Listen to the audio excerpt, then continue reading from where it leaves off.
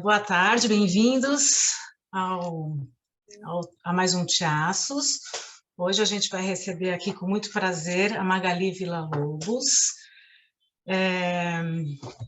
Magali, deixa eu só mudar aqui para eu conseguir te ver.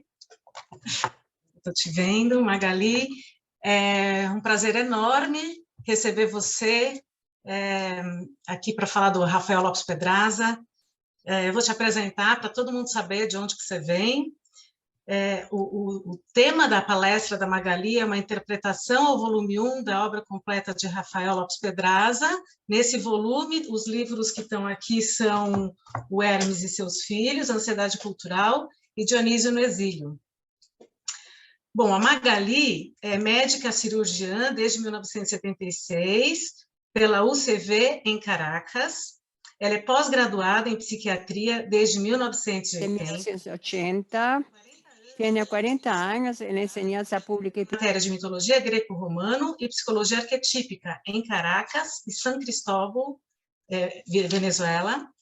Ela é professora e supervisora de pós-graduação em psiquiatria para psiquiatras e psicólogos clínicos do Hospital Universitário de Caracas. Ela é professora de mitologia grega da Universidade Metropolitana de 1997 a 2000. Ela foi professora nesse período.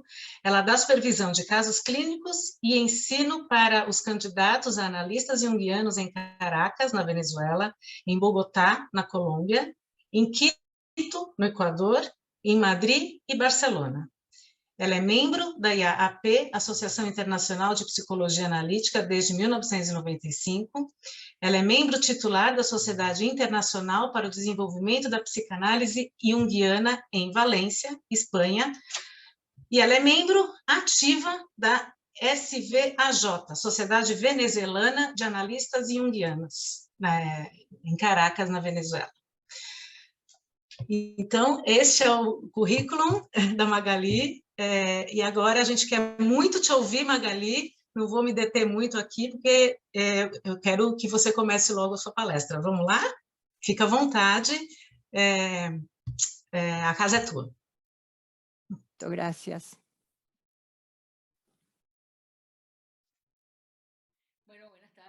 Bom, boa tarde. Por la invitación del Grupo Tiaços para apresentar este primer tomo do volume da obra de Rafael Lopes Pedraza, que se chama Obras Reunidas, que vocês têm aqui na apresentação da apresentação de hoje. É interessante que essa obra de Lopes Pedraza ser reunida en varios tomos y tenemos la posibilidad de tener este primer tomo hace pocos meses.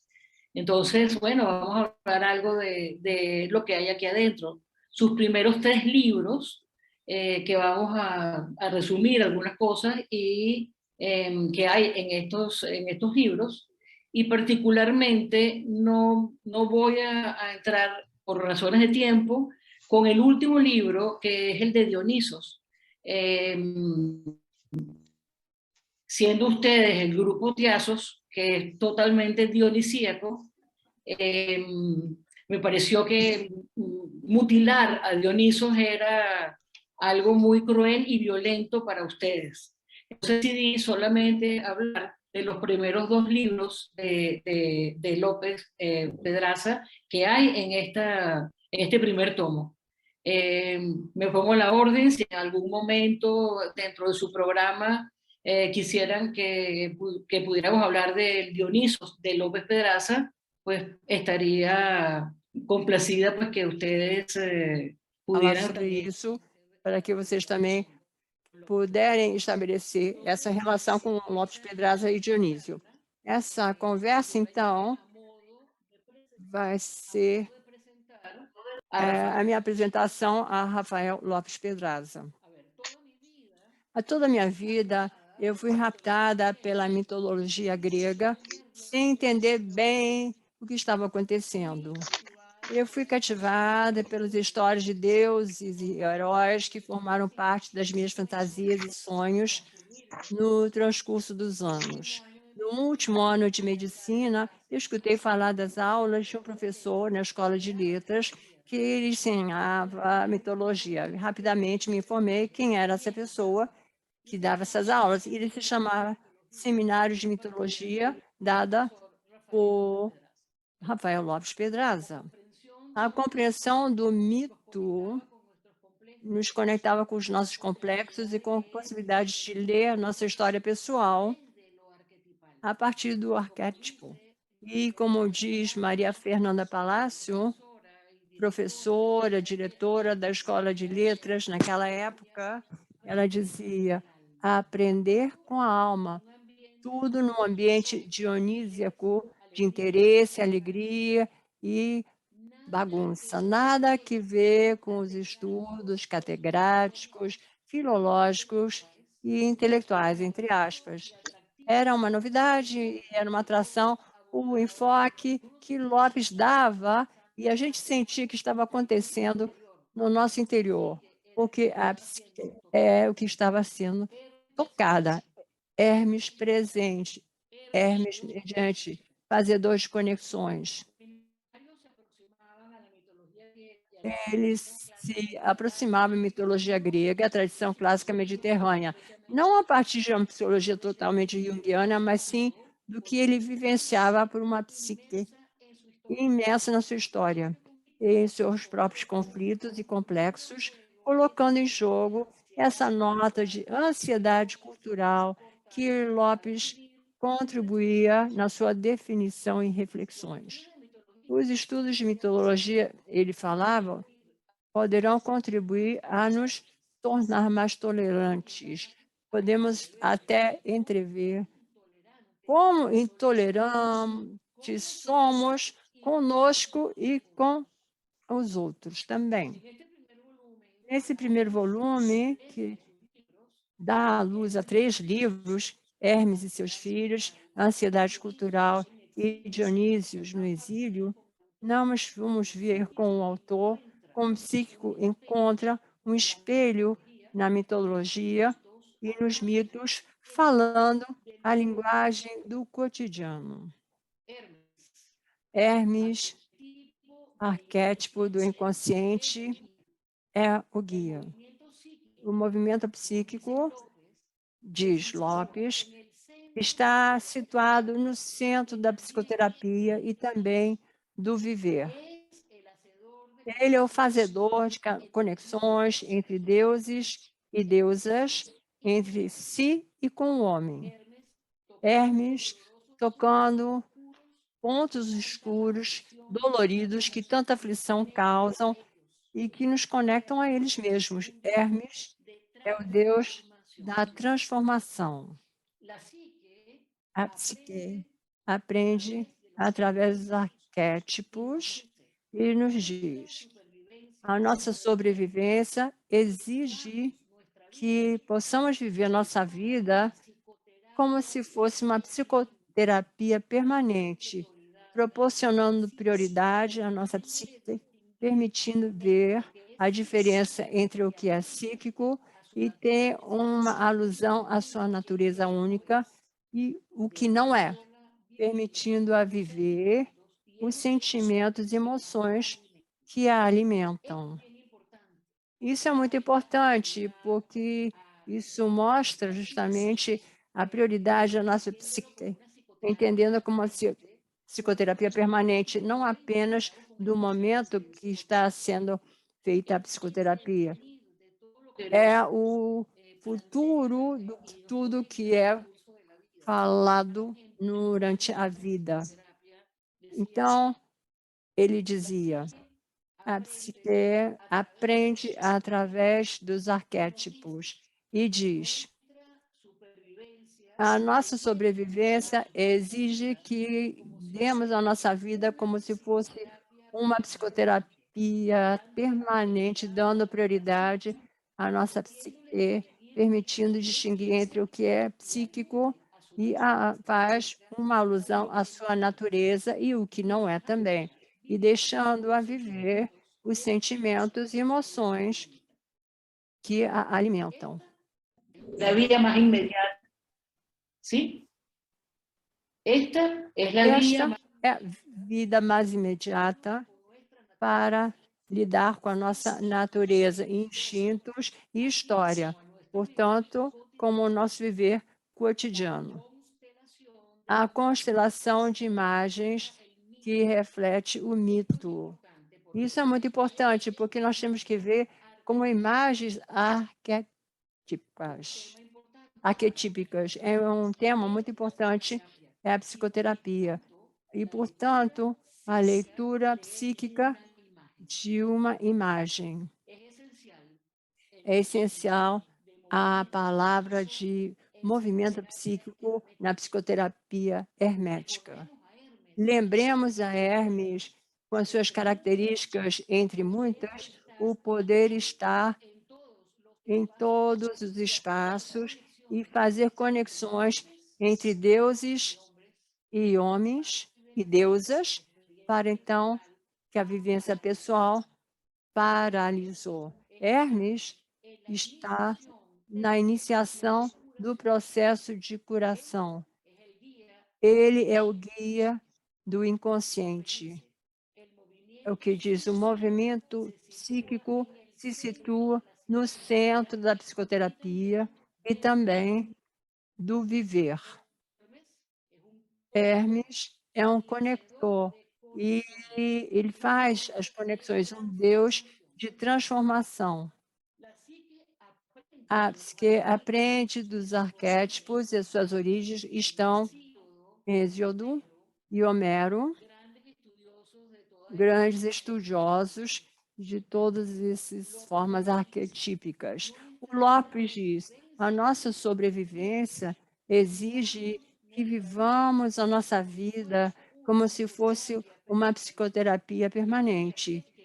Eu insisto, porque ele insiste nisso, dando prioridade à nossa psique, permitindo fazer a diferença entre o que é psíquico e alude à sua natureza única e o que não é, permitindo viver os sentimentos e emoções que alimentam. Isto é a via, o caminho mais imediato para nos conectar com a nossa natureza, instintos e história, como também com o nosso viver diário. A psicoterapia faz a vida tão psíquica como possível e mantém a psique em movimento. Permite a Hermes e a sua imaginação estranha um lugar essencial na psicoterapia, conectar a imaginação de Hermes com os processos de cura e também dar ao terapeuta como um imaginário, o imaginador. Aproximarmos a uma psicologia de arquétipos obriga a gente a se aprofundar no estudo da mitologia, um enorme campo para ser explorado.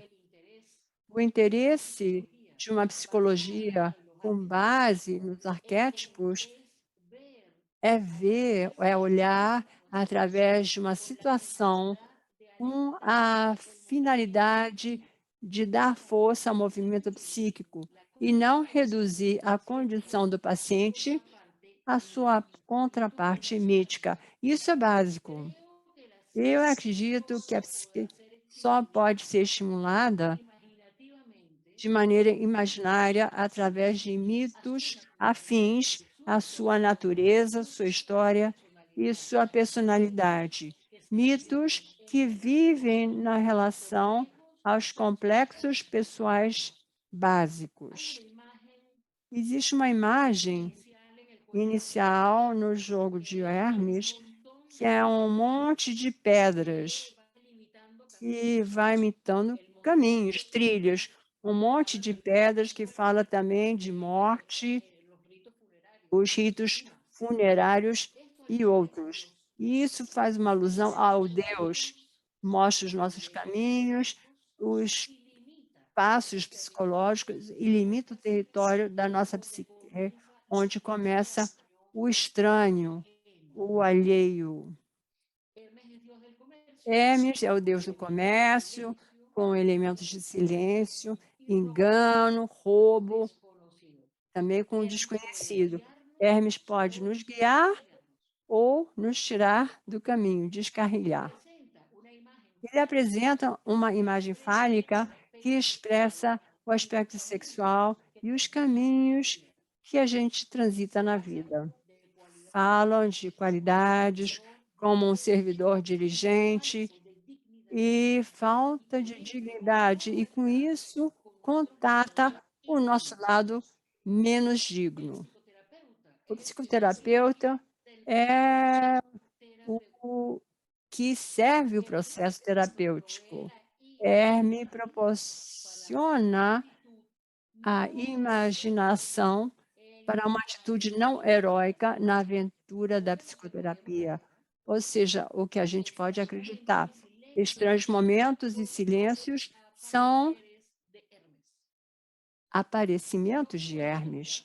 O Lopes considera a psicoterapia como um workshop de imagens e como a criadora de imagens do artesanato e a destreza do terapeuta.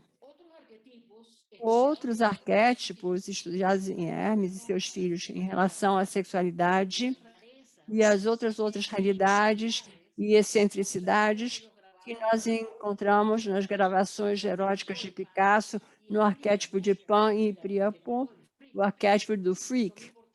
É importante em todo estudo de Hermes. Esse livro, de alguma maneira, é entendido como um tratado de psicoterapia. Cada um dos diferentes capítulos são tratados do ponto de vista psicológico, aplicado nas imagens que vai proporcionando o mito como elementos de psicoterapia. Isso é muito importante.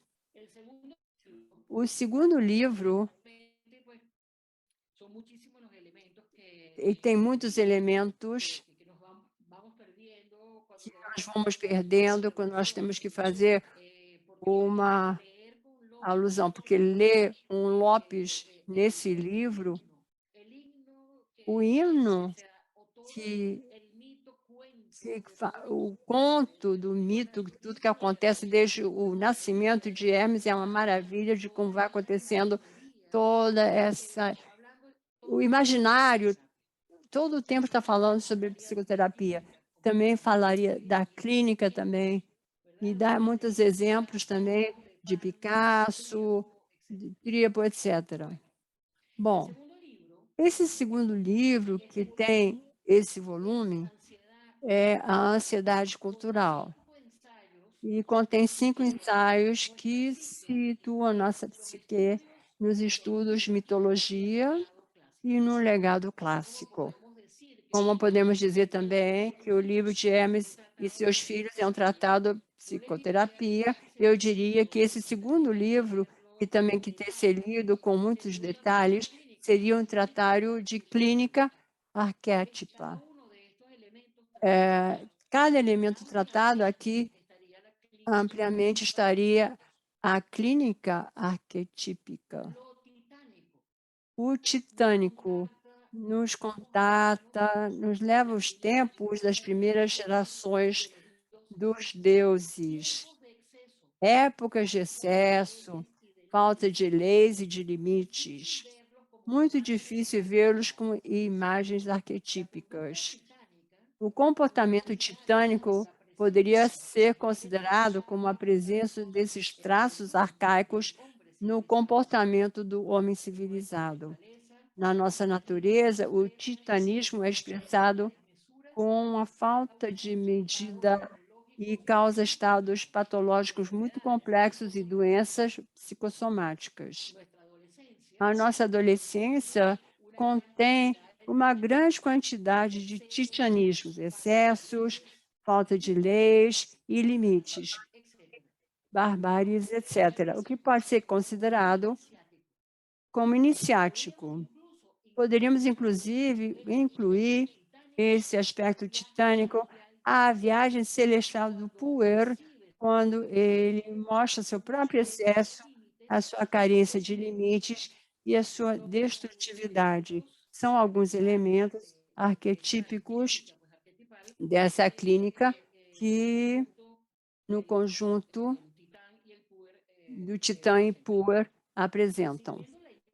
Continuando a imagem da conexão do Titã no imaginário de Prometeu e de Esquilo, colocar o Titã equivale a uma reflexão sobre a nossa natureza titânica. Deve ser constante, porque é necessário refrear essa parte tão titânica da nossa natureza, a qual é impossível levar em relação a uma reflexão, e não acontece a aprendizagem psíquica, conhecimento e o fazer da alma, a iniciação da alma, mas temos que aprender a nos proteger do Titã. O objetivo que o coletivo apresenta, a individuação, chegará a aumentar-se e poderemos enfrentar um mundo dominado pela tecnologia pseudocientífica, computadores, o poder político, levado ao extremo da sofisticação e o crime também, o predomínio do digital e a falta de imagens também. Isso já era mencionado por Lopes na sua edição do assunto no ano 2000. Nós estamos em 2022, presentes com toda essa situação que ele mencionou.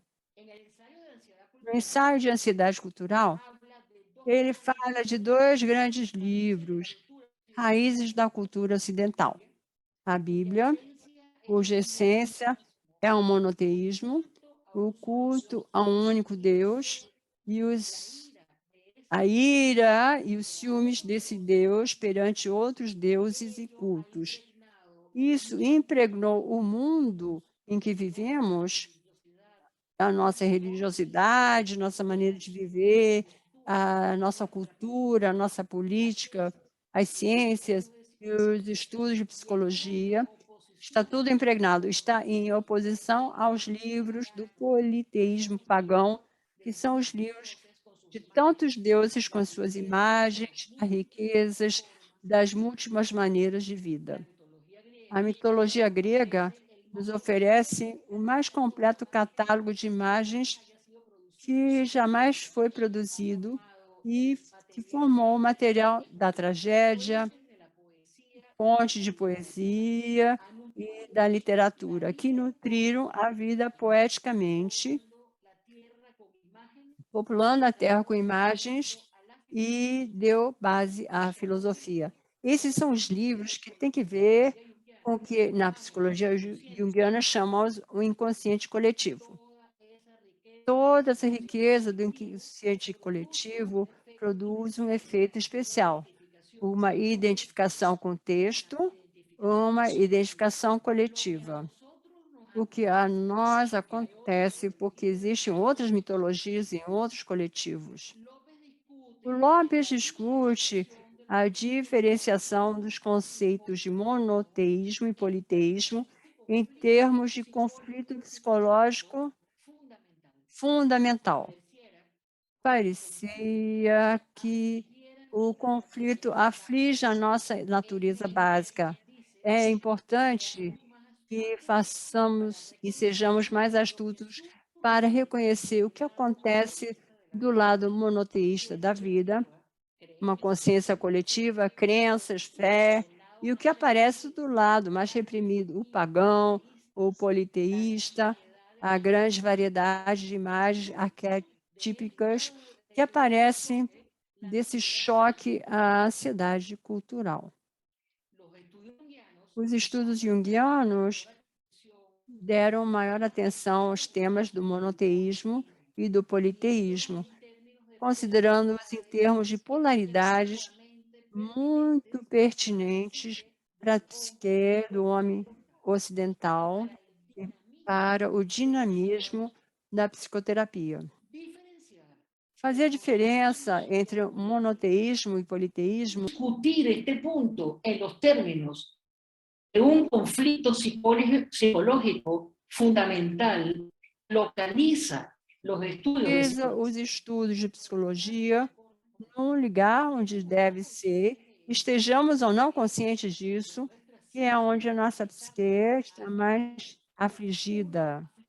Uma aflição que fazemos de conta que é uma história, religião ou política, mas os complexos históricos que nós herdamos, existe um íntimo tabu interior, como se o conflito afligisse a nossa natureza básica, produzindo uma ansiedade que aparece de um conflito de culturas, que eu chamo de ansiedade cultural.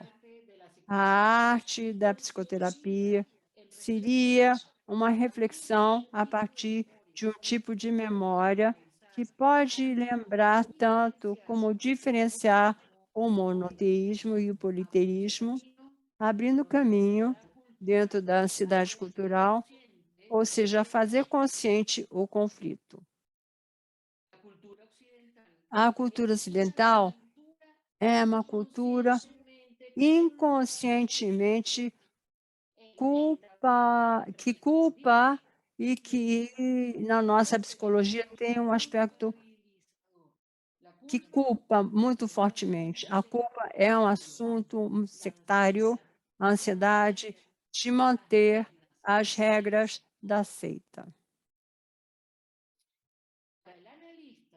Para o analista que aceita a ansiedade cultural, o conflito entre o monoteísmo e o politeísmo na psique, a resposta é um aprendizado muito dolorido das diferentes retóricas. A conceitual, carente de imagens do monoteísmo, e a retórica imaginativa do politeísmo, cheio de conflito entre ambas, para poder, então, refletir e valorizar sua diferença. Eu, pessoalmente, acho que o mundo em que nós estamos vivendo, a tolerância como um entendimento e convivência é básico. Mas eu também sei, eu estou consciente que dentro de mim existem elementos que não são favoráveis à tolerância, elementos que pertencem à intolerância e que têm que sofrer a ansiedade levada por esses dois opostos e experimentar o objetivo de tentar tolerar em mim do que, na verdade, é intolerável. Esse assunto que é tão importante, me parece que poderíamos levar mais tempo com o importante que na psicoterapia tem a ver com nós. A ansiedade cultural é a minha maneira de refletir, diz o Lopes, sobre o conflito histórico entre o monoteísmo e os numerosos paganismos do mundo ocidental, trazidos pela psique ocidental. Isso pode ser visto de muitas outras maneiras, e eu acho que cada pessoa tem a sua própria maneira de aceitar e refletir sobre essa ansiedade.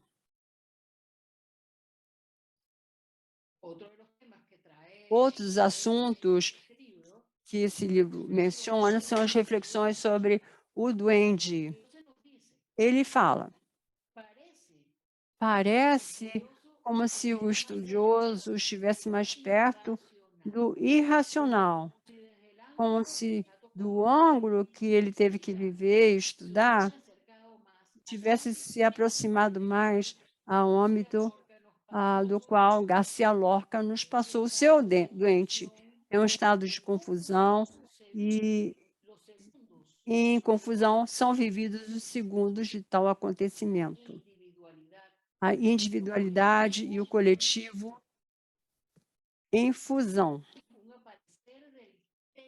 Uma chegada do temple, ou seja, não sei como é que pode ser traduzida essa palavra. Temple é diferente a templo, é diferente a tempo.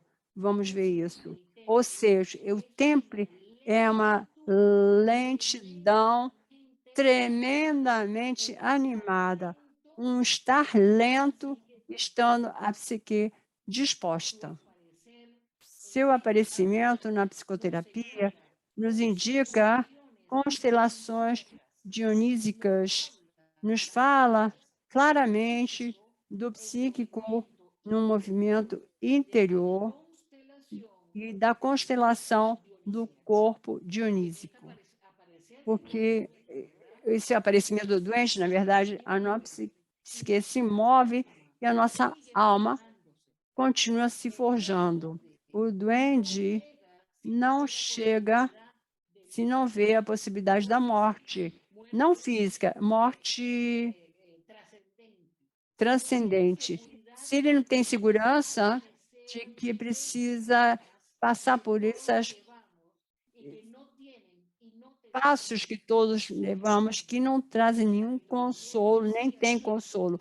Na mitologia dionísica e nos Filhos da Norte, Thanatos, a morte, aparece os tempos do temple. Temple é lentidão. Então, no momento que aparece o duende,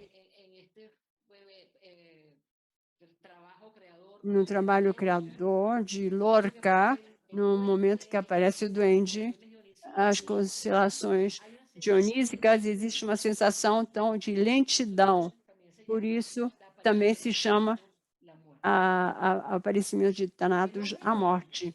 O homem doente é o produto de uma história e de uma cultura e resulta não aceitável uma psicoterapia que não esteja baseada na cultura. Um psicoterapeuta que não tenha uma visão culta da vida e não saiba que a doença está enraizada nos complexos culturais. Se aceitamos que a doença é, na verdade, uma repressão dos deuses e deusas, a psicoterapia teria muito que ver com a observação e com a valorização desses deuses, permitindo uma reflexão de elementos psíquicos com o mundo e vida próprios nos seus aparecimentos. Os mais reprimidos pela nossa cultura são os deuses pagãos e as formas de vida que eles personificam. Por isso, são precisamente eles os que propiciam os movimentos psíquicos mais interiores e profundos.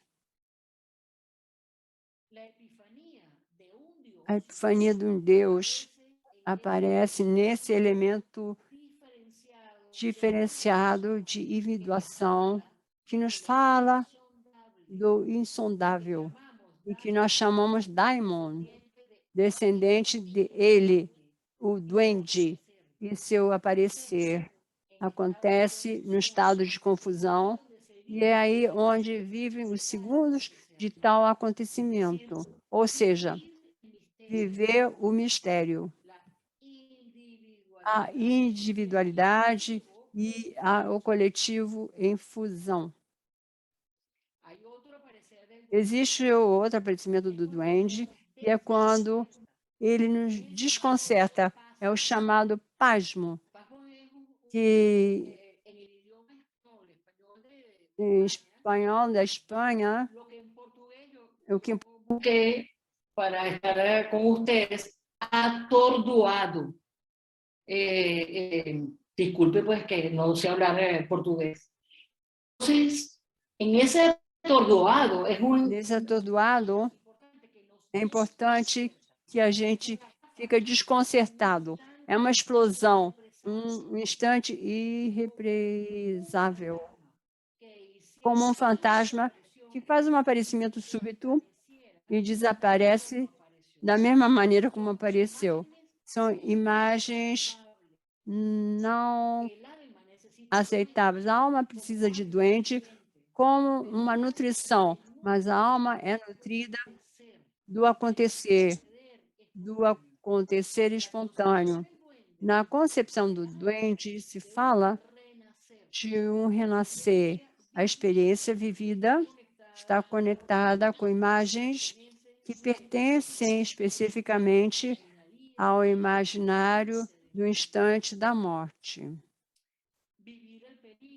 Viver o perigo, por exemplo, quando aparece o duende, onde existe o espaço numa toreada, um canto do flamenco também.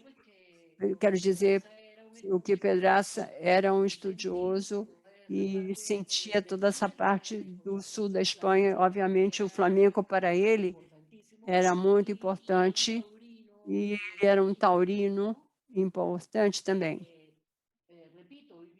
E, repito, viver o perigo do toureiro num canto de flamenco é ter a experiência que nos vem do escuro e estremecido, que nos faz sentir que a imagem que nos chega vem do âmbito arquetípico, de lá onde a vida tem sentido e que se reencontra com a morte. Quando aparece o duende, existe um desgarramento, um desmembramento dionísico, uma agonia.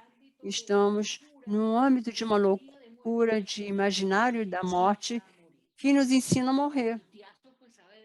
E isso é dionísico, né? O que tem o duende com a morte, porque quem nos tira, que nos processos de morte ou na hora de morrer, a sorte suprema acontece em momentos propícios para o aparecimento do duende, e que então esse aparecimento está dizendo o que pertence ao seu próprio momento. Dionísio fazendo a sua epifania no tempo que pertence a ele, e ali não temos nenhuma inferência nenhuma, pois perante a divindade, como mortais que nós somos, só podemos aceitar a sua intervenção.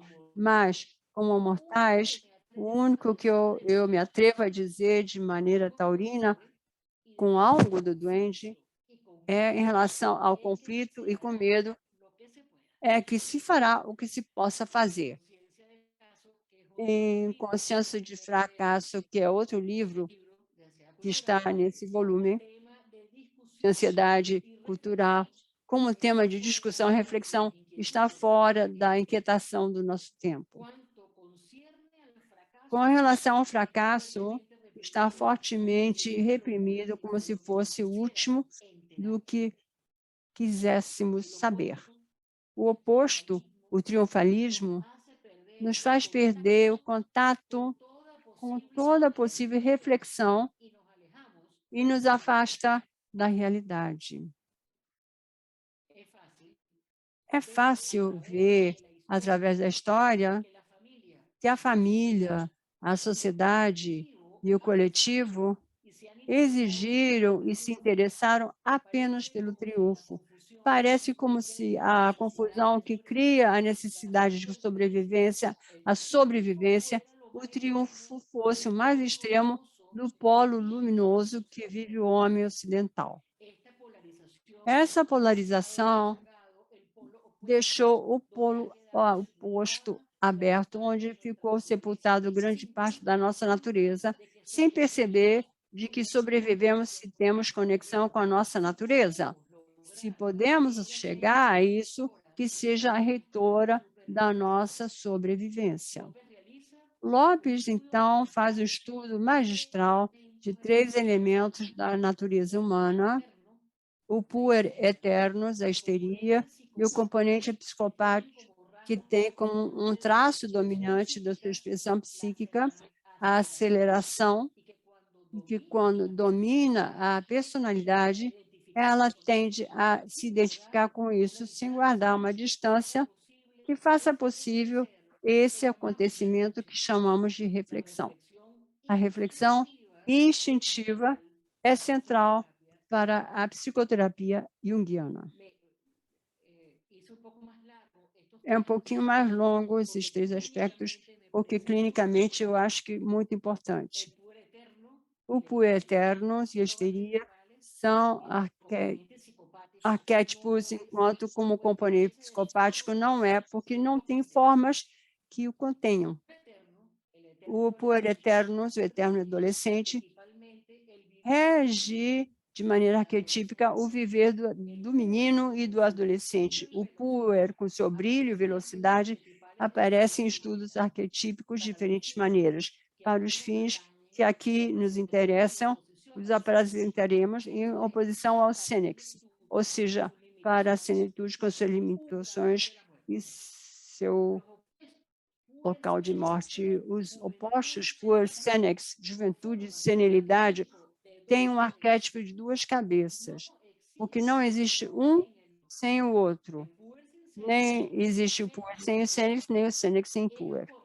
Eles correspondem à velocidade juvenis e à lentidão e limitações da velhice. Esse arquétipo marca o calendário do viver, ou seja, nos faz sentir uma ou menor exatidão nossa idade cronológica e nossa idade psicológica. O outro componente arquetípico que distorciona a personalidade, que também aponta a aceleração psíquica, se caracteriza por não permitir vivências nem relações profundas com os complexos que podem procurar consciências mais maduras, a histeria. Jung fala que a histeria é como uma plataforma onde qualquer acontecimento acontece, impedindo tocar os complexos para ativá-los ou animá-los, para fazer possível a vivência psíquica ao transformar-se em uma experiência. É um tipo de superficialidade. O elemento arquetípico mais evidente e objetivo da histeria é o sufocamento. Pode aparecer no nosso cotidiano sob diferentes maneiras insólitas que confundem até quem tem a maior habilidade para detectá-las e pensar sobre isso. Chamamos isso a grande simuladora. Se manifesta de maneira muito forte e é muito irreflexiva e inconsciente de si mesma. É exagerada no sintoma da histeria, igualmente que a superficialidade.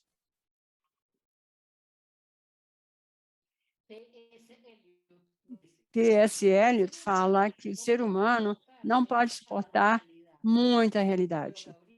Mas deveríamos dizer que a personalidade histérica, o componente histérico de cada um e as histerias coletivas são arrumadas para evadir essa realidade que permitiria aceitar a consciência do fracasso e o aprender psíquico que isso contém.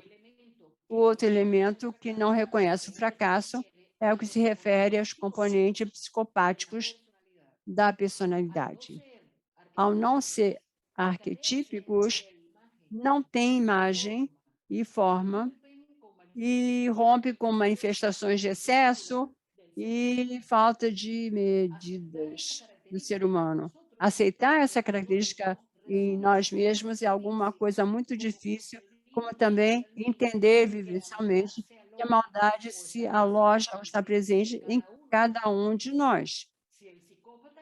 O psicopata não tem forma, não pode reconhecer nenhuma e, obviamente, não aceita o fracasso e menos a consciência dele.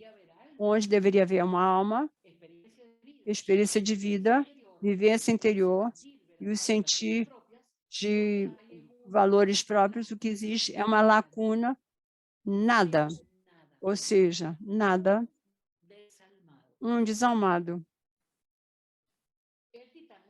O Titã pretende fazer a psicoterapia com base em teorias que aplicam, mas sem entender remotamente que o acontecimento da psicoterapia é um produto da psique mesma, da inter-relação psíquica entre o terapeuta e o paciente, e que as teorias, seja lá qual for, são irrelevantes e que a maior parte dos casos obstrui o acontecimento psíquico como a natureza humana. Consciência do fracasso é algo muito psíquico, é evasivo, e vem e se vai, com isso nos indica suas características mercuriais.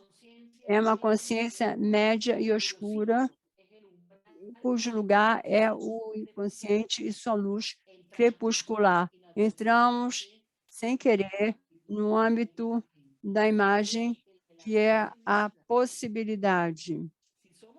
Se somos capazes de valorizar psiquicamente as experiências da alma, já nos aproximamos um pouco a isso que nós chamamos de crise da alma.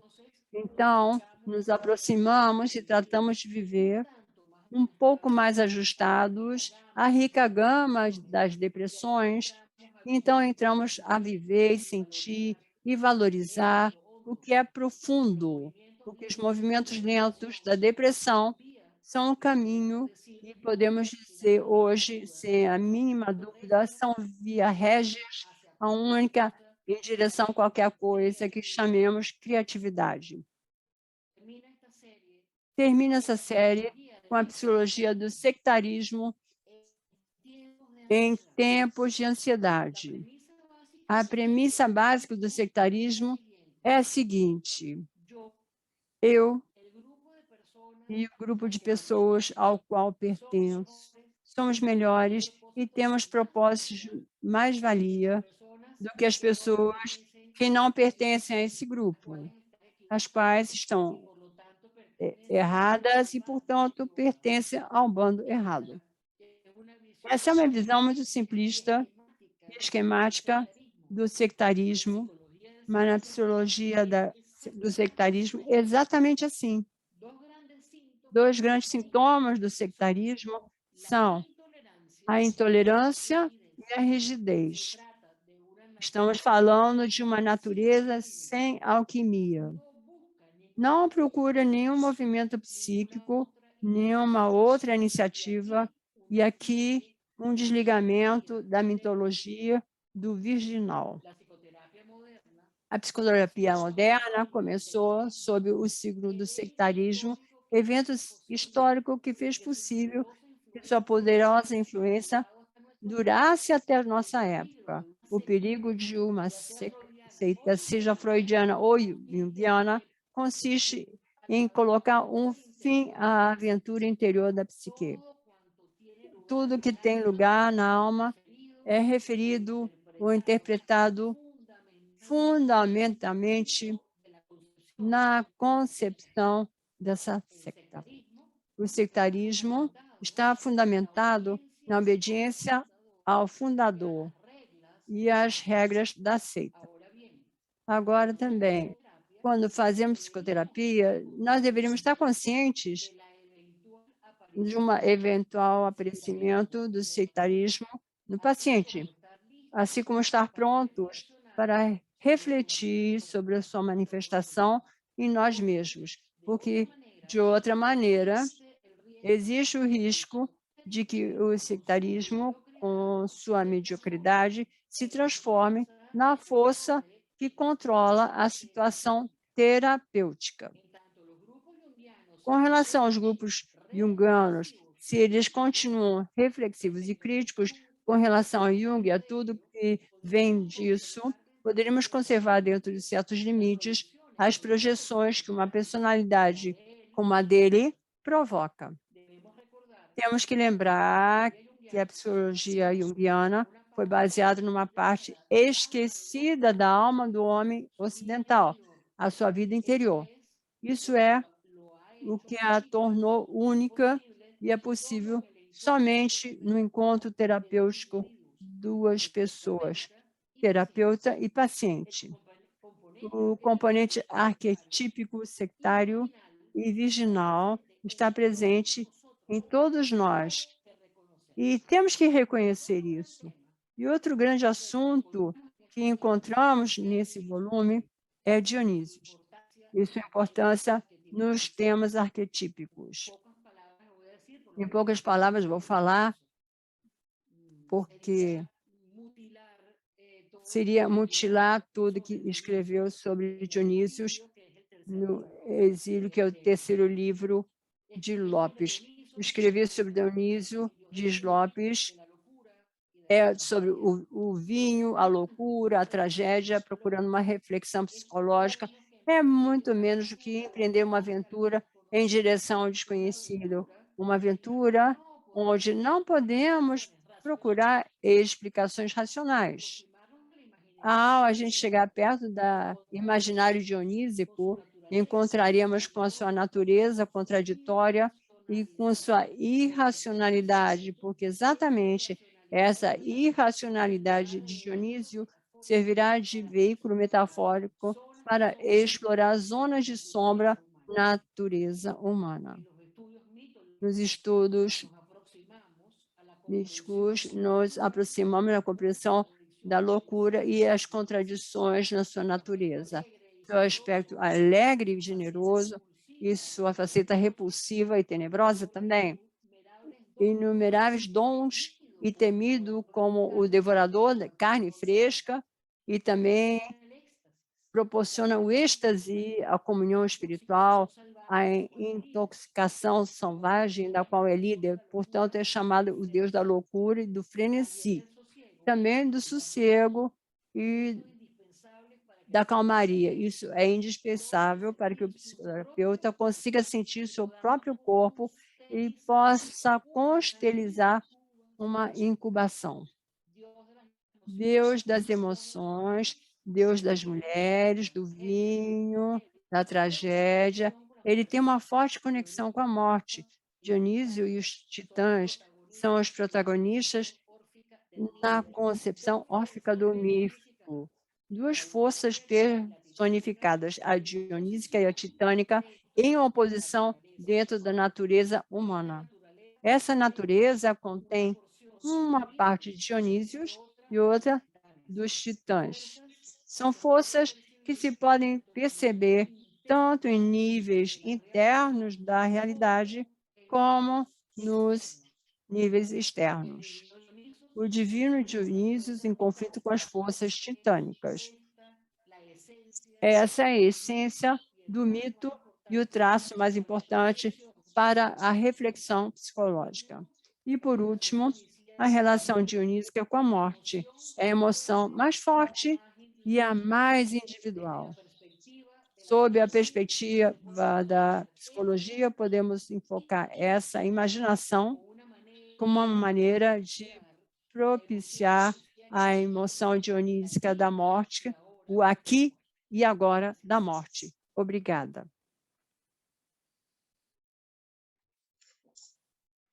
Obrigada, Magali. Muito obrigada pela palestra clara, uma palestra intensa, didática, profunda. Eu gostei muitíssimo. Então, agora a gente começa a parte do debate. Vamos fazer como a gente sempre faz, que é as pessoas que querem fazer pergunta colocam o nome no chat, eu chamo, e aí vocês fazem as perguntas, tá bom? Eu quero começar com duas perguntas. Eu fiquei pensando quando você falou do estudo das mitologias, né? E como é que você foi cativada, né, por aqueles... Cautivada por los cuentos, los dioses, héroes, e foi o estudo da mitologia grega. Nós, que não somos europeus, né, se faria diferença para o estudo da psique e para o nosso aprofundamento, o estudo das mitologias, das nossas mitologias, né, das mitologias que não são europeias. Essa é uma primeira pergunta. A outra pergunta, posso já emendar na outra? Aí você faz, responde as duas, pode ser? Sim, ok.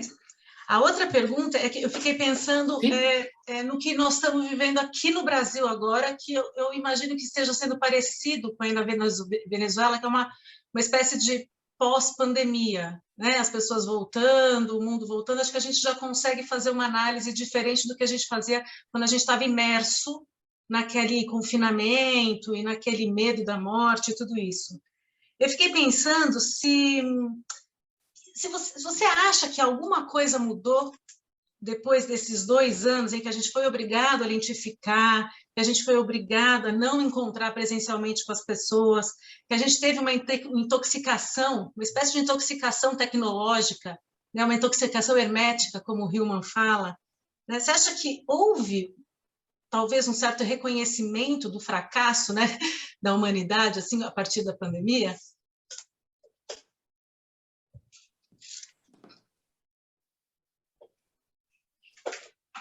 Okay. Sem Bom, sem dúvida que o catálogo de informação de emoções que tem os gregos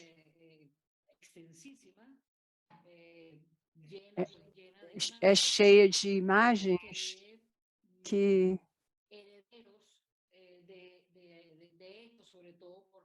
fala justamente da influência espanhola.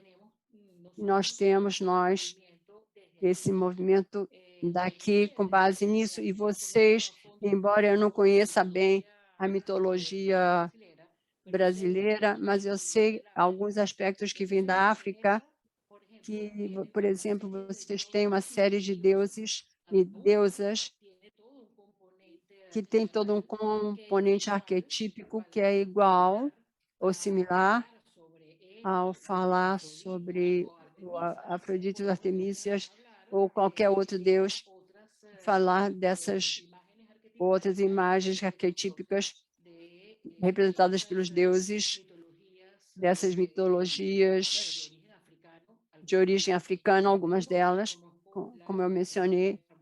Como eu disse, eu não conheço a brasileira, mas sempre esses deuses de qualquer mitologia, até como a egípcia também, a babilônica ou qualquer outra, vamos ter sempre imagens arquetípicas que vão configurar deuses e deusas que vão nos ajudar a trabalhar o coletivo que estamos vendo as imagens. Mas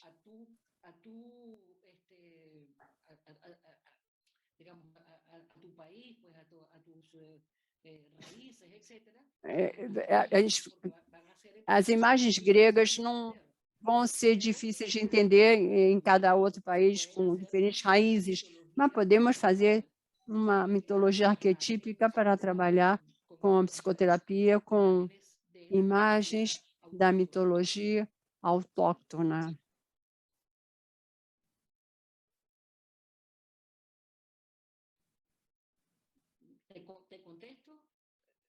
Eu respondi a você. Lo otro que me preguntas es... Outra pergunta. Estamos na pandemia. Eu acho que a pandemia não foi embora ainda. Temos muitas reduções. Quando falam, pode tirar máscara,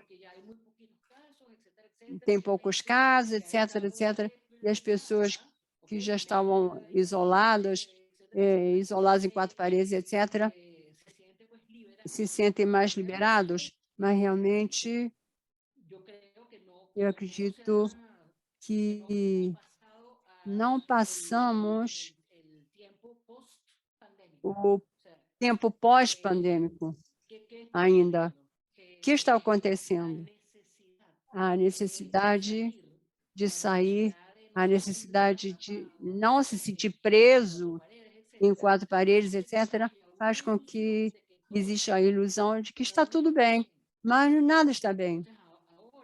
Então, agora, falaram que a gente pode tirar a máscara, que podemos sair, mas acontece que voltam a haver problemas e outros picos de pandemia, então a gente vê que a pandemia não foi embora.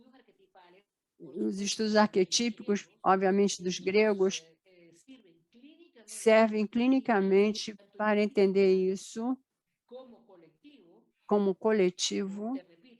Repito, o arquétipo de Pan na mitologia grega, ou seja, os medos, o pânico, todos esses elementos tanto individuais como coletivos, estudados dessa maneira, permitem a possibilidade para a conclusão da situação terapêutica do que está acontecendo com muitas pessoas em diversas etapas da vida. Então, uma situação de pensar que isso nos ensinou alguma coisa. Eu acho que ainda estamos em pleno momento de aprendizado. Acho que, pelo menos eu acho, não podemos dizer quando aconteceu a pandemia no passado e agora não temos mais nada. Não, não podemos falar assim, porque eu acredito que ainda a pandemia ainda existe. Existe como tal.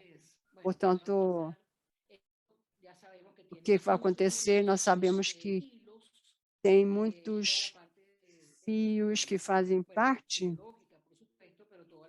psicologicamente, mas também na parte médica, farmacêutica, uma quantidade política também, ideologias, ou seja, tem muitos fatores envolvidos que temos que estudar, cada um, para poder dizer, bom, isso foi o que aconteceu no passado, e isso é o posterior a tudo o que aconteceu. É como eu vejo o que você me perguntou, não sei. Tá ótimo, obrigada. Magali, eu vou chamar agora o Marcos Quintais, ele não pôde estar com a gente um pouquinho antes para a gente te apresentar, mas foi ele que te fez o convite, e ele é o meu parceiro aqui do Tiaços, então agora ele vai fazer as perguntas para você. Olá, Magali. Olá, Magali. Queria me desculpar por não ter Me podido te excuso receber, porque cheguei um pouquinho mas tarde. um prazer grande te Pero es un placer receber muy aqui. grande recibirte aquí. Uma grande alegria Es estar com una você gran aqui no alegría estar Tiaços. contigo aquí en Tiaços. Magali, queria Magali, fazer a seguinte questão. quería hacerte una pregunta.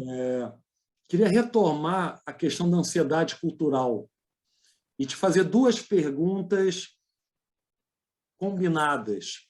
Uma é se a gente pode considerar que essa temática cultural que o Lopes Pedraza afirma, dessa tensão entre monoteísmo e politeísmo, né, como um dos efeitos da ansiedade cultural, é aquilo que criou bases para que a psicologia arquetípica do Hillman e do Lopes Pedraza pudessem ter nascido. Ou seja, a psicologia arquetípica é fruto da ansiedade cultural?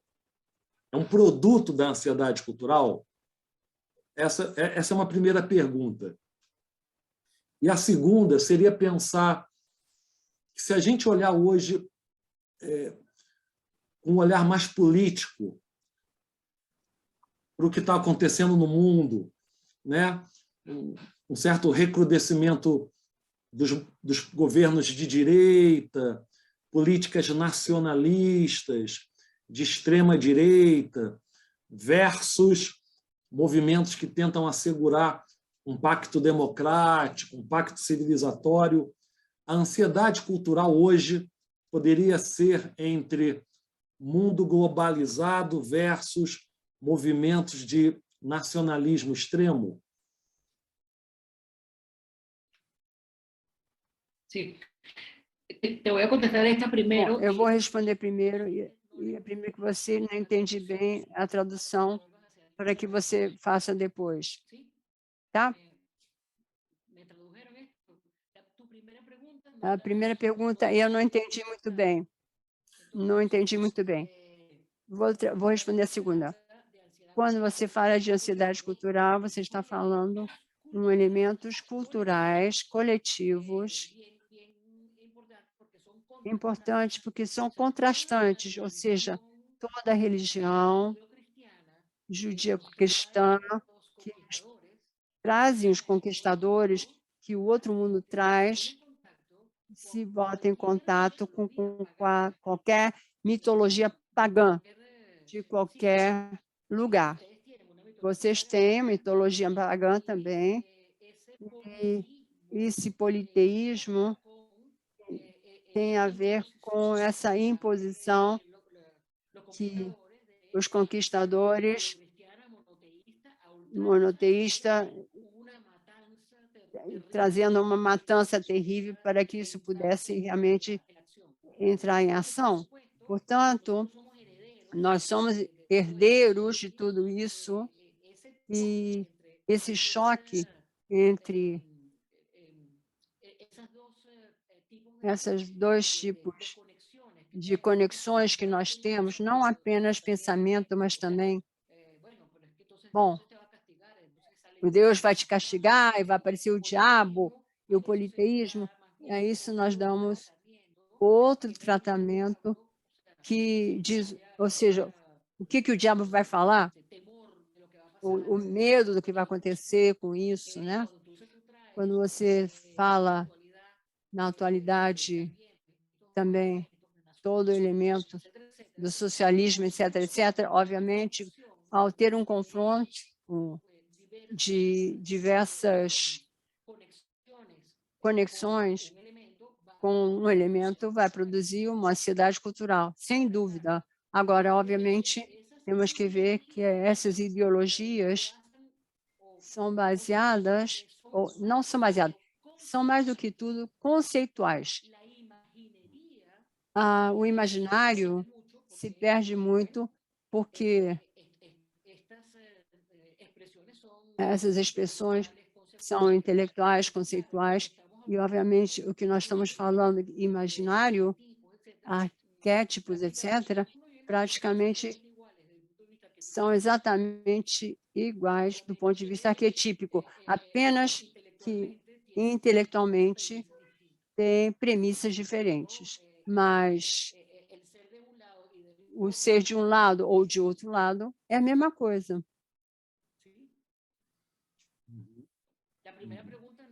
A primeira pergunta você pode repetir, por favor?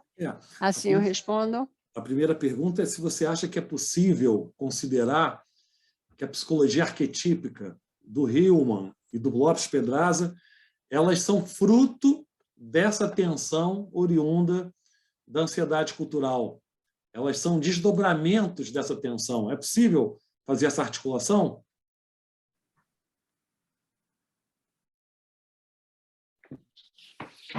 Bueno, mira, Bom, eu não diria, porque esses são dois homens que falam de uma psicologia arquetípica do mesmo tronco, ou seja, mesmo tronco ocidental, né? O que acontece, Pedraza é espanhol, né? Ou seja, ele está dentro de um politeísmo que tem a ver com, eu falava, com toda essa parte que vem da Espanha e dos gregos. E Hillman é mais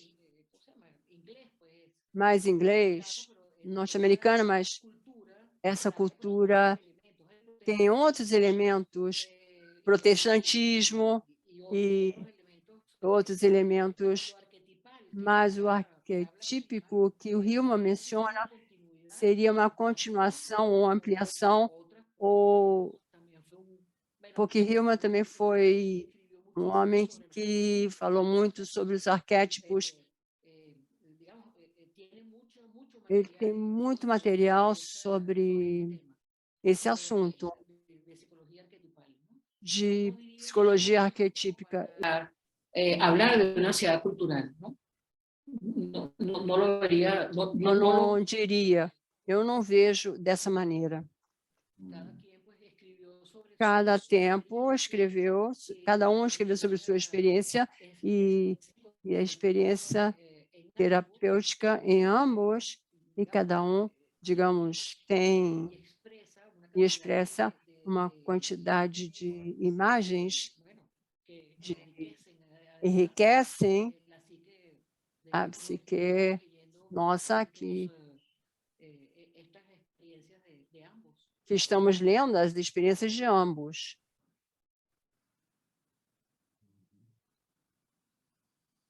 Ok. Obrigado. Bien. Marta, querida, quer fazer sua pergunta, por favor? Pois não, é uma ordem. Primeiro, agradecer a palestra, que muito boa, realmente, né? Acho que o Lopes Pedraza realmente assim traz muita coisa instigante, né? E eu queria um pouco diferente das perguntas, né, do Marcos e da Luciana, queria voltar um pouquinho nesse tema da psicopatia que você abordou e que você falou que, pelo menos foi o que eu entendi, né, que tem o problema que a psicopatia não tem forma, né? E eu me lembrei assim de pensar numa imagem, aquela associada do Adolfo Guggenheim Craig, aquele do Eros, né? A psicopatia um pouco ligada a... Aqui ficou uma tradução, Eros de muleta, né? É um Eros que chega de forma retardada. A gente poderia encarar isso e como lidar com a psicopatia? A psicopatia chega no consultório? Seria a pergunta. Sim. Sim. Também é representante da psicologia arquetípica. Vários livros dele são importantes, e nisso o livro que você está mencionando, que se chama Eros em Muletas, está falando justamente da falta de conexão, a falta de imagem, a falta de contenção, porque existe uma desconexão. Esse Eros em Muletas é um Eros ferido, é um Eros que está limitado na possibilidade de fazer uma conexão, e por isso a gente chama de desalmado, o que não tem forma, o que justamente por não ter forma, ele pode entrar em contato com muitos espaços escuros, onde existem delitos também, ou se todo esse comportamento que nós falamos, o que você mencionou de Guggenheim, é muito importante no que seria a psicopatia que Lopes Pedraza menciona nesse segundo livro de ansiedade cultural. Ele menciona isso, onde estão todos esses elementos de consciência de fracasso, que eu mencionei, que achei que eram importantes, porque falavam de clínica, justamente, né? De elementos clínicos que cada uma dessas instâncias nos proporcionam, nos indicam. Portanto, é um texto de psicopatologia, de psicopatia, desculpe, e excelente também. O trabalho de Guggenheim são realmente uma extensão desses elementos de psicopatia. Obrigada. Lu, Deixa eu fazer uma, Marcos. Eu tenho uma perguntinha aqui para fazer. Já te chamo de novo? Pode ser? Pode ser. Sim. Magali, eu tenho uma pergunta que eu imagino que seja meio básica, mas eu vou fazer mesmo assim, porque eu já perguntei um monte de vezes e eu continuo com as mesmas dúvidas. Você acha que a psicologia clássica e junguiana tende mais para o monoteísmo do que para o politeísmo? Eu faço essa pergunta pensando nessa história do self, né, e do caminho que se percorre rumo ao self. E, por outro lado, a dúvida me vem por causa da psicologia dos complexos, né, que me parece não tão monoteísta. Eu queria que você me dissesse um pouco sobre isso.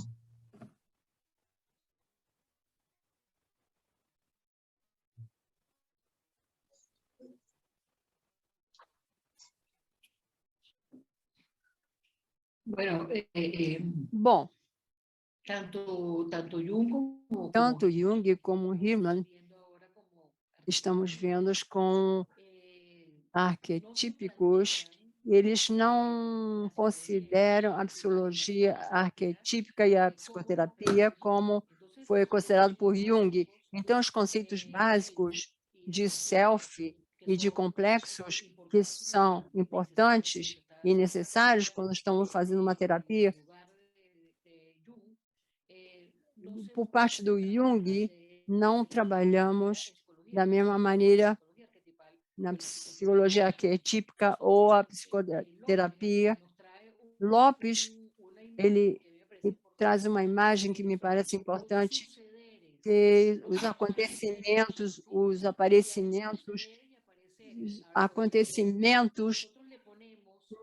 se nós isso é do self, isso é do complexo, e não, o conceito de complexo e self são importantíssimos para o entendimento, mas não na psicoterapia, porque isso, de alguma maneira, nos paralisa um pouco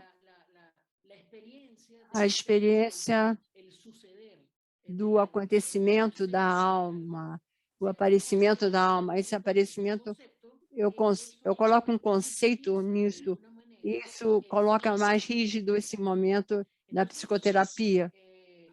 Eu coloco mais, então, cuidado. Sim, se estuda, e nós, pós-graduados, obviamente, para se graduar como terapeutas arquetípicos, estudamos tudo isso, os conceitos básicos de Jung, etc., mas a psicoterapia arquetípica, especificamente, não trabalhamos com esse conceito que eu mencionava em alguns ensaios.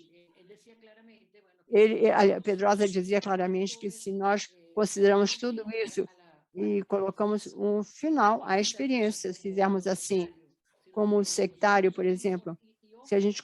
E cuidado, eu vou fazer uma crítica, não cuidado. Nesse momento, estamos expressando de maneira muito extensa tudo junguiano. Isso justamente pode ir contra com a retórica de Lopes, o aparecer, o acontecer na psicoterapia.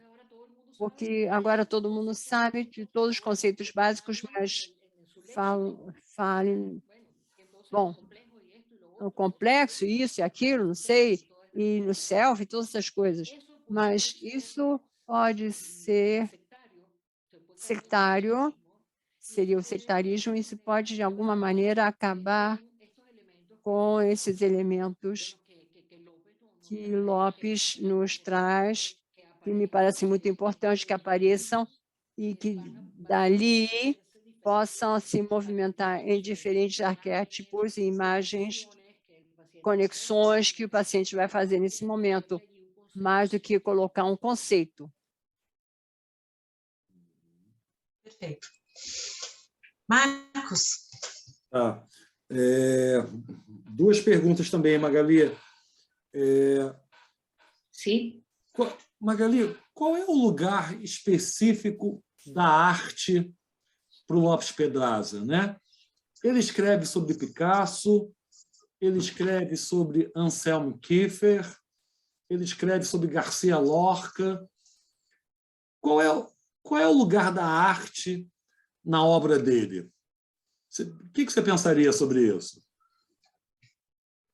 Mira, para Lopes Pedraza é importantíssimo a arte, porque a arte contribui não apenas à personalidade do pintor, digamos que você está, ou poeta, ou seja lá quem for, mas também o que eles expressam.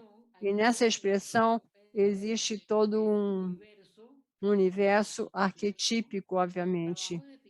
Os trabalhos de Picasso, quando nós vemos diferentes momentos da vida de Picasso, seus diferentes momentos da sua alma, e como ele expressa isso, digamos, o suicídio de um amigo próximo, aos 16 anos, e também temos a pintura erótica aos 80. Esse é muito emocionante e é incrível tudo que vai acontecendo, e a gente vai seguindo com suas pinturas. Quando ele fala de Kiefer também, que está falando sobre tudo o que é o nazismo e o pós-nazismo, e tudo que tem a ver com isso que estamos falando do sectarismo, etc. Nós estamos falando de um pedaço da cultura, do inconsciente coletivo, etc. Não? Então, existem vários pintores, está Vera também, que fala em alguns dos seus livros, e eu acredito que fundamental no que seria a psicologia arquetípica da arte, que, digamos, nós temos já vários anos como uma experiência de muitos autores que também escreveram sobre esse aspecto da arte. É uma manifestação psíquica, arquetípica do ser humano. Tá. Eu acho o livro dele sobre o Anselm Kiefer é um livro muito sombrio, né? Ele é um livro difícil de ser lido, de ser digerido. E aí isso me faz pensar, Magali, que a obra do Lopes Pedraza ela nos reconecta com uma certa dimensão trágica da vida, né?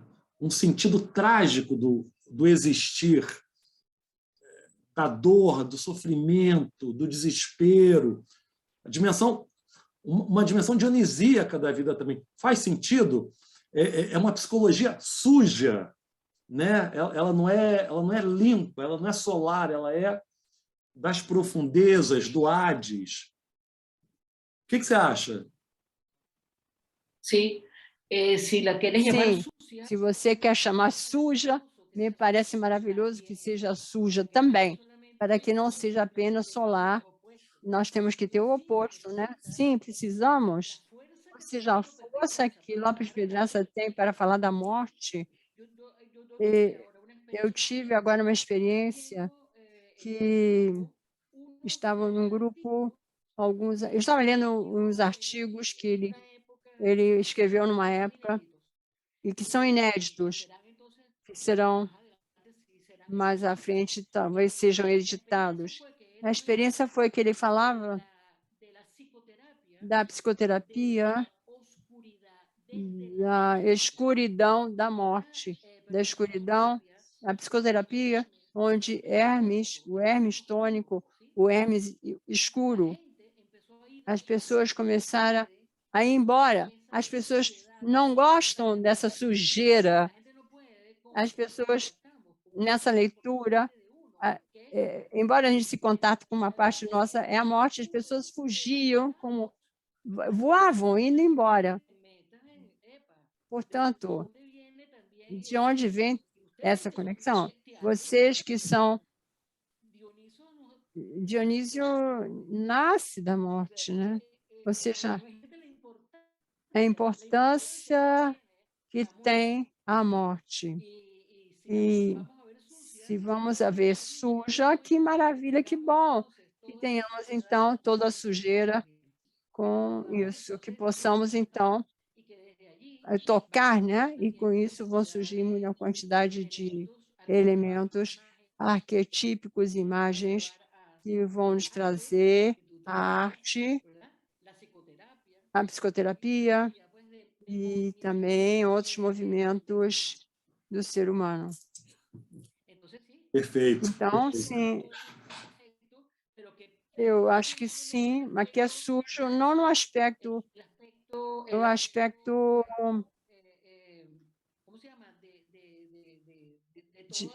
de tudo que foi a Guerra Mundial, essas coisas assim, né? Terrível, sujo, né? O Thomas Moore, que tem um livro sobre o sadismo, Dark Eros, o amor sombrio, ele na introdução ele fala que o Lopes Pedraza ensinou a Sim. ele a beleza do grotesco. Né? Que acho que é muito interessante isso também, né? Encontrar beleza naquilo que é grotesco, que é disforme, que é caótico, sujo. Legal. Obrigado, Magali. Sim. Ieda, você escreveu um comentário? Você não quer falar em voz alta o Bem, comentário que você fez aqui? Oi, Magali, muito obrigada pela sua fala. Eu adoro o Lopes Pedraza, foi um prazer te ouvir, né? Não é um comentário só sobre a questão do envelhecimento. Você falou do sentido trágico, né? Sobre questões que que o Marcos puxou esse gancho, e ele trabalha lindamente, né? A questão do envelhecimento e de Dionísio muito presente, porque é no envelhecimento e próximo à morte que a consciência corporal se faz. Se você puder falar um pouquinho mais sobre isso, gostaria de te ouvir. Obrigada. Sí. Bueno, mira, en el libro que no traje, O livro que eu não trouxe, no livro que eu não trabalhei para hoje, que é de Dionísio, tem uma passagem que fala sobre o envelhecimento, a velhice, quando Dionísio, digamos, nas vacantes ele está Penteu, e estão os velhos, e existe um tratado dos velhos, um tratado da velhice maravilhoso. Com certeza vocês, pelo que eu vi, produziram a imagem de publicidade que tem os livros de Lopes. Eu reli esse aspecto da velhice, é importante. Considerar o velho que dança, ou seja, nós temos muitas vezes que pegar os velhos e a gente deixa eles no canto, e tudo que o velho faz é patológico, é uma doença, e que o que o Lopes fala sobre essa passagem, justamente um momento da nossa vida, um tempo que nós temos que dar, passar por uma experiência diferente, porque não podemos chamar, como dizia Marcos, feio, sujo, horrível. Não, não é isso. Como muitas vezes muitas pessoas sentem assim, né? E nessa direção estamos indo todos nós, né? E curtam também, não apenas dos momentos da juventude, mas também curtam os momentos bonitos da velhice. Eu recomendo esse livro, Dionísio no Exílio, e, sobretudo, esse grupo de Tiessos. Obrigada, Magali. Obrigada, Ieda. Obrigada, Magali. Magali, eu queria te fazer uma pergunta um pouco mais pessoal, assim, de como é que foi o seu contato com o Rafael, as suas impressões do contato que você teve com o Rafael Lopes Pedraza. sí. Bueno, mira, Os primeiros contatos, cuando lo conocí, como eu falei no primeiro parágrafo, quando eu conheci, era impossível chegar perto dele porque era um seminário para 30 pessoas e o que ele conseguiu produzir nesse seminário fez com que tivessem cada vez mais pessoas, então tinha 300, 400 pessoas que queriam participar nessas aulas, né? Então, estamos falando do ano 78, e eu fui nessas aulas todas as vezes que eu pude, porque eu era estudante de medicina e tinha também outras coisas que eu tinha que fazer para me graduar como médico. Mas no ano de 80, eu me aproximei dele, pedi um encontro com ele no consultório e eu me tornei paciente do Lopes, ou seja, algum aprendizado, uma conexão, obviamente, emocional. E daí, muitos anos também de análise. Houve um momento em que nós ficamos amigos, né? Praticamente amigos. Ele era ele era gastrônomo, gostava de comer, eu também.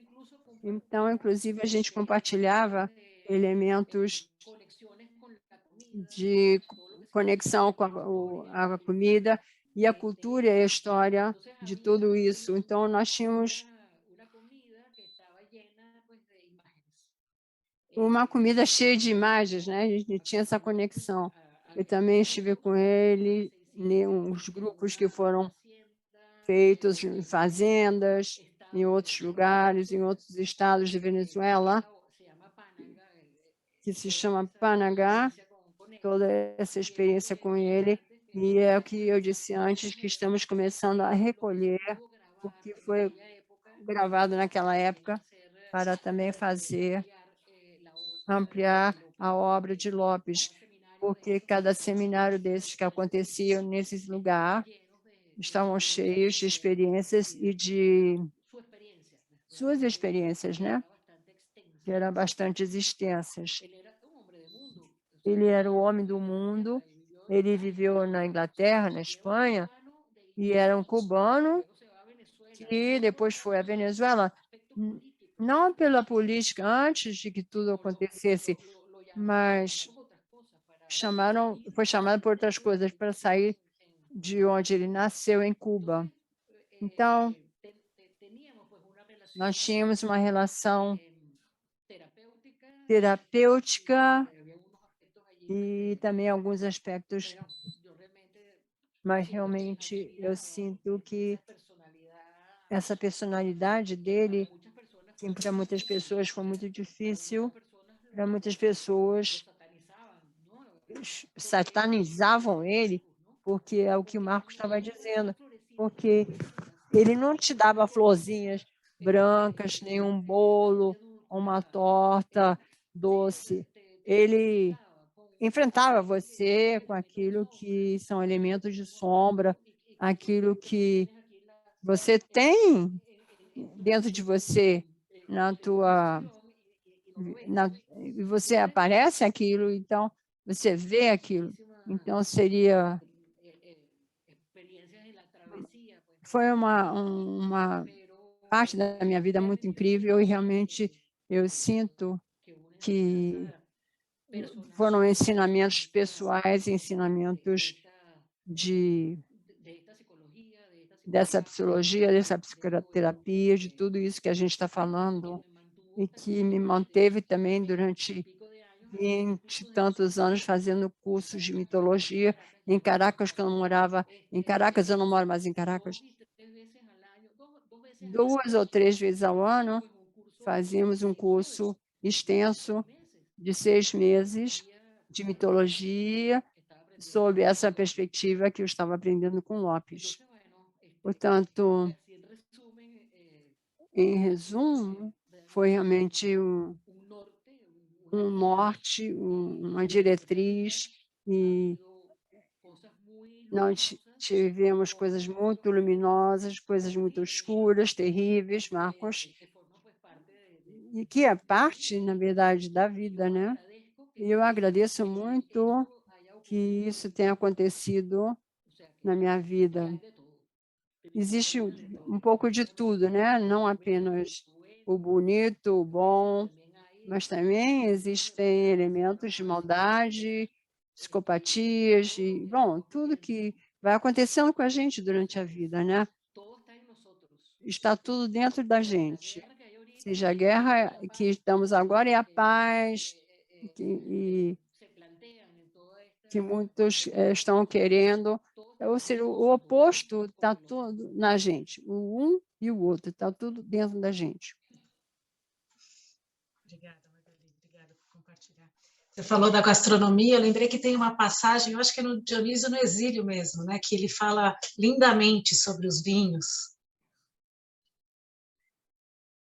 É lá, né? Magali, Sim, sim. Lu, posso...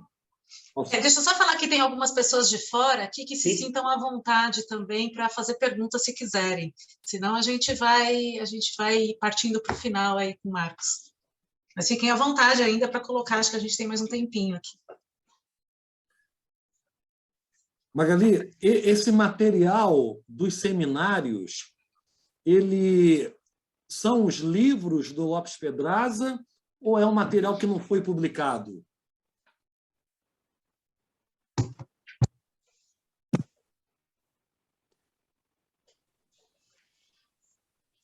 Sí. Sim.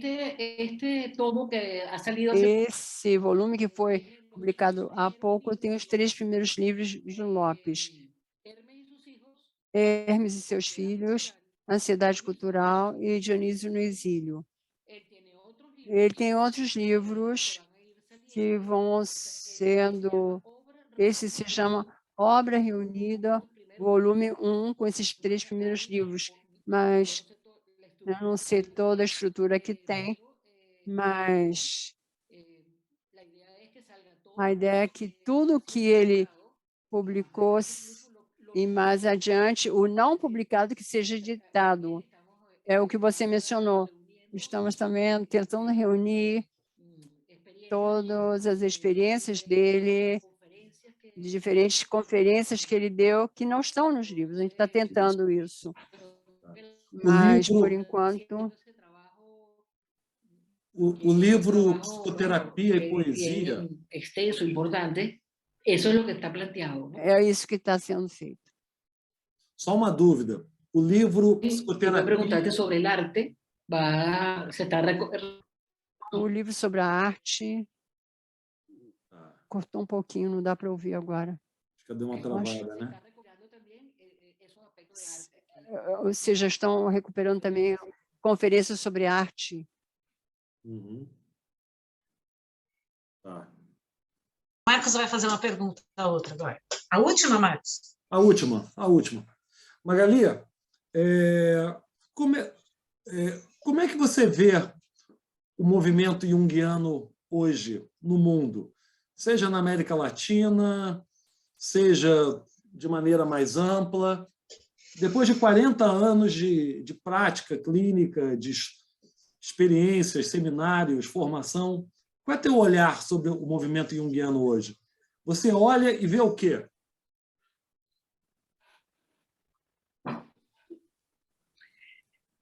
Bueno, mira, veo que hay... Eu vejo que existe um aumento de institutos que estão formando analistas.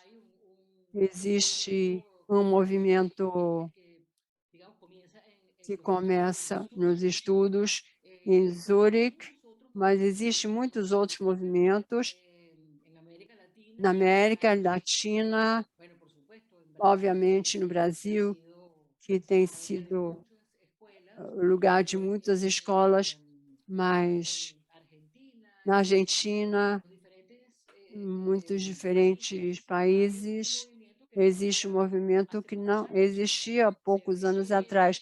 A gente nota que existe uma necessidade ou uma tendência de entender, compreender da outro movimento, a psicoterapia contemporânea, clássica, etc., junguiana, freudiana, como, digamos, cognitiva, tudo isso. Portanto, as pessoas estão interessadas nesse movimento junguiano. Eu acho que isso tem agora um movimento, às vezes eu acho que é até excessivo, mas não podemos ir contra a corrente e a energia que está acontecendo. Isso está dando resposta a muitas pessoas, por isso está tão fortemente sendo usado. E na Venezuela? O importante, como? E na Venezuela, como é que é o movimento junguiano? Tem espaço? Ele está difundido? Bueno, mira, en Venezuela Bom, na hay Venezuela, existem duas escolas para a formação de analistas. Existe uma que está ativa no momento e outra não está ativa com todo o problema político da Venezuela. Muitos analistas dessa escola migraram e essa escola, nesse momento, não está formando ninguém. Talvez para a frente, porque está se organizando outra vez todas as pessoas dessa diáspora que estão fora do país. Em outras universidades, a terapia positiva, cognitiva, tomando auge a nivel está tendo um nível universitário, porque essas duas escolas que estavam falando não são universitárias, mas são escolas que estão se formando dentro da psicologia junguiana, clássica, de Zurich, e outros autores que estão formando muitos desses analistas. Essa é como eu vejo que está acontecendo na Venezuela. Portanto, a situação em Venezuela é específica, diferentemente de outros países, devido à situação política, que estamos vendo muitas coisas, e uma dessas, exatamente, temos muitos analistas fora do país. Ok. Super como obrigada, muchos otros venezolanos que parece que tienen 8 millones, 9 millones de... Parece que tem 8 milhões, 9 milhões. Muy bien. Super obrigada pela tarde maravilhosa que você proporcionou aqui para o pessoal do Tiaços. Foi excelente, adoramos o encontro. Obrigada. Eu espero que a gente possa se encontrar um dia pessoalmente. A gente está pertinho, né? Espero que a gente possa se ver pessoalmente. Bueno, muchísimas gracias a ustedes por Muito obrigada a vocês pelo convite, por estar todos aqui hoje. E também, para mim, foi um prazer muito grande. Estou muito agradecida e muito obrigada. E a gente se vê. A gente se vê. Pessoal, semana que vem, o Tiaços não vai ser na sexta, o Tiaços vai ser no sábado. Vai ser com Shen E-Young. Então, por conta do fuso horário, a gente vai fazer no sábado de manhã, às 10. O tema é Psicologia Junguiana e a Cultura Chinesa. Tá bom? Espero revê-los. Até breve. Tchau.